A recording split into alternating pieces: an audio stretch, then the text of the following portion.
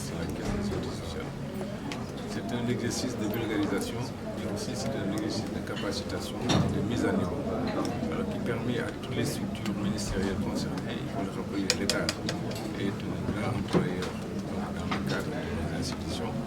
Il était donc normal que pour une meilleure appropriation de cet outil qui est un outil révolutionnaire, parce qu'un outil mutualisant aussi bien tous les systèmes d'information que la caisse et l'IPRES, à travers beaucoup de composantes qui sont des sous-projets, qui permettent d'abord une exploitation optimale de tout ce qui est process lié au métier, de tout ce qui est renforcement des capacités, des outils de management, et surtout de tout ce qui est business intelligence, donc dans le cadre du déploiement et de l'exploitation des bases de données qui sont associées à ces systèmes.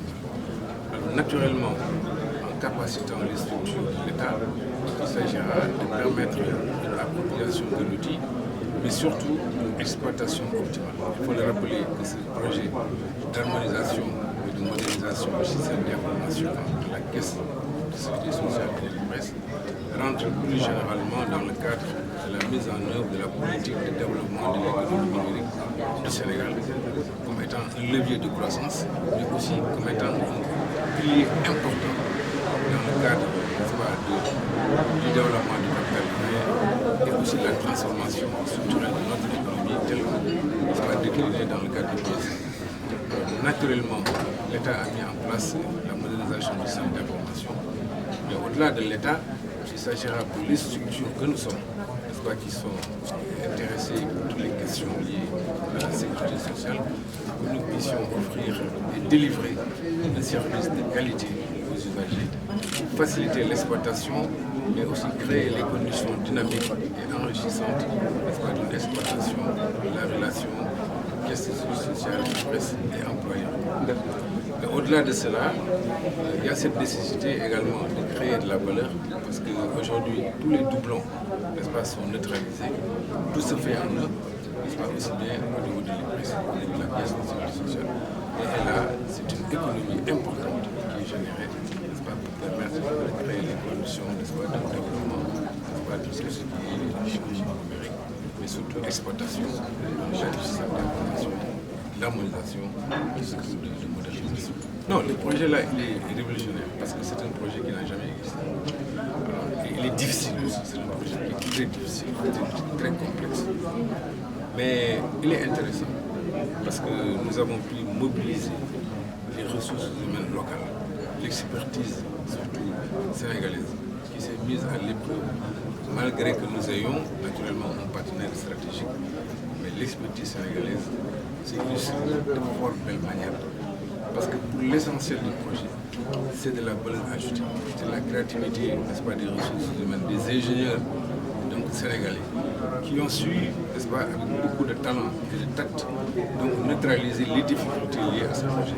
Donc, pourquoi difficultés? Parce que mutualiser les systèmes d'information de deux institutions, même si c'est des institutions de sécurité sociale, n'est pas évident. Parce que la caisse fait de la prestation familiale, elle fait la gestion des risques professionnels, l'IPRES fait de la retraite. Donc si vous prenez ces trois dimensions complètement différentes. Mais les ramener déjà à un seul bouquet où la gestion au niveau des institutions de l'une, emboîte forcément et inéluctablement l'autre, c'est quand même, je pense, assez révolutionnaire. Ensuite, nous avons un maillage au niveau de tous les corps de métier, nous avons un maillage au niveau de tous les applicatifs, par rapport aux fonctions assumées dans le cadre de l'organisation. Parce que si vous prenez aujourd'hui l'organisation d'une institution, nous avons toutes les fonctions, la fonction ressources humaines, la fonction financière, la fonction comptable, la fonction informatique. Et toutes les fonctions support sont prises en charge. Et mieux, le système en question aujourd'hui génère une créativité. Parce qu'il y a le BI qui est intégré, le business intelligence. Le business intelligence permet à travers les ressources en input qui sont disponibles de pouvoir faire des combinaisons et de générer tous les schémas qui sont nécessaires à l'exploitation des institutions, que ce soit en termes d'agrégats, mais que ce soit en termes d'attributs qualitatifs ou d'attributs quantitatifs. Alors tout ceci, naturellement, est développé par une ressources humaines de qualité interne. Et c'est le lieu de saluer vraiment l'expertise sénégalaise qui s'est mobilisée. Et puis des jeunes, pour l'essentiel, ce qui augure naturellement, en tout cas, d'une très bonne propension à développer, creuser des ressources humaines de qualité, orientées vers l'économie numérique, orientées surtout vers les nouvelles technologies en termes d'information, de communication, mais surtout aussi approprier, n'est-ce pas, ces outils-là par les institutions qui permettent à nouveau de les partager. Et c'est le sens aujourd'hui de cette manifestation qui est un atelier de formation, certes, mais surtout qui est un espace de dialogue, un espace d'échange, un espace d'appropriation, mais surtout un espace de vulgarisation de tous les outils, n'est-ce pas, qui seront développés dans le cadre de ce système. Ce n'est pas facile de quitter un espace d'exploitation vers un autre. C'est comme si vous dites c'est traverser un pont. En réalité, dans le langage courant, on parle de ce qu'on appelle un bridge. Quand on fait le bridge entre un ancien système et un nouveau système, il y a toujours quelques zones de turbulence. Et moi, je ne parle pas de difficultés. Alors, si les difficultés, il y en avait, mais on vous aurait dit c'est des difficultés systémiques.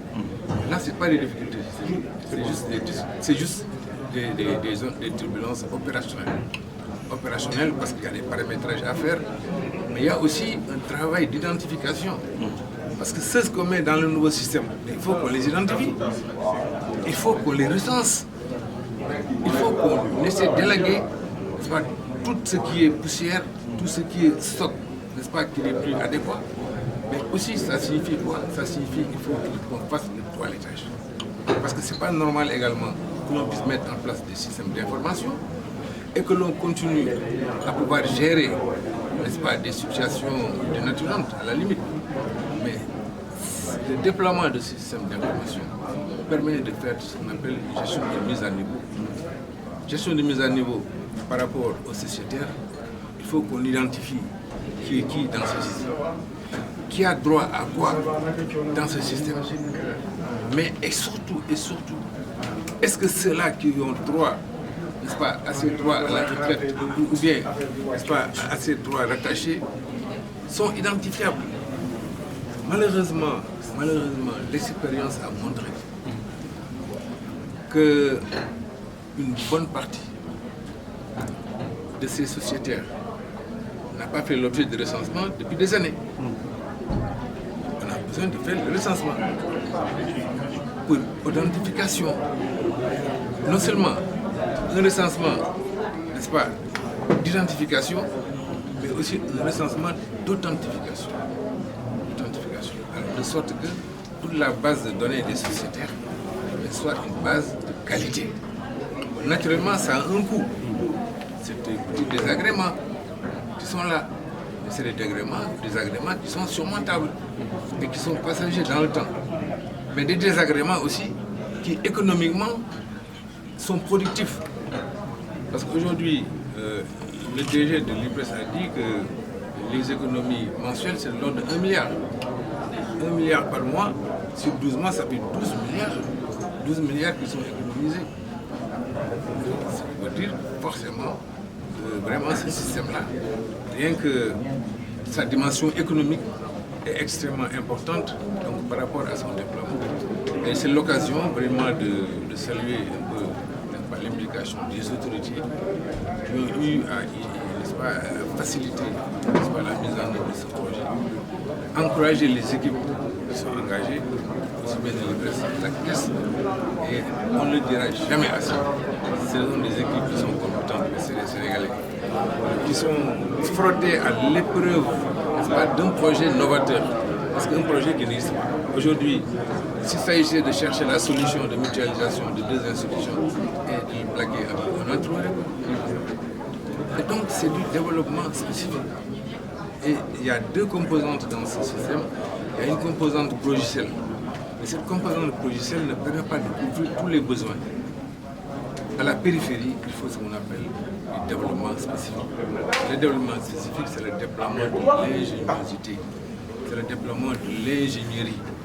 Et n'est-ce pas, ces deux dimensions, fort heureusement, sont satisfaites par nos collaborateurs, les ingénieurs, qui ont vraiment à l'épreuve ce système d'information sont en train de faire des choses extraordinaires. Maintenant, comme je dis, des petites zones de turbulence ne manquent pas.